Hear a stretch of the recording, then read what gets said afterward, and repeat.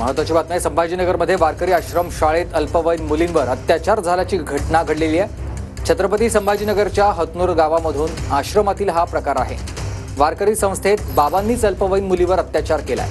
अत्याचार करणाऱ्या बाबावर कन्नड पोलीस ठाण्यात गुन्हा दाखल झाला असून पोलिसांनी आरोपीला ताब्यात घेतलाय।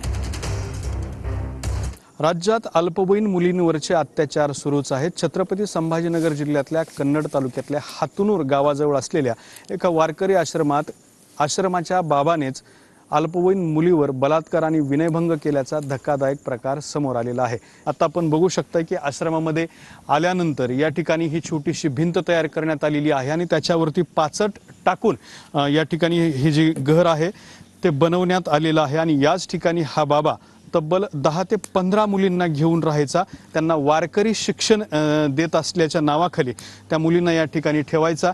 आता आपण ही जी समोर खोली बघत आहोत याच खोलीमध्ये हा बाबा या अल्पवयीन मुलींसोबत राहत होता। आपण हा जो सगळा परिसर बघताय, इथं टाळ आहेत, माईक आहेत, इकडं साधू संतांचा देव्हारा सुद्धा तयार करण्यात आलेला आहे। अगदी वारकरी आश्रमाच्या नावाखाली अशा पद्धतीने अन्याय अत्याचार होत असल्यामुळे सुद्धा संताप व्यक्त केला जातोय। कॅमेरामन हर्षल सोबत दत्ता कानवटे, TV9 मराठी, छत्रपती संभाजीनगर।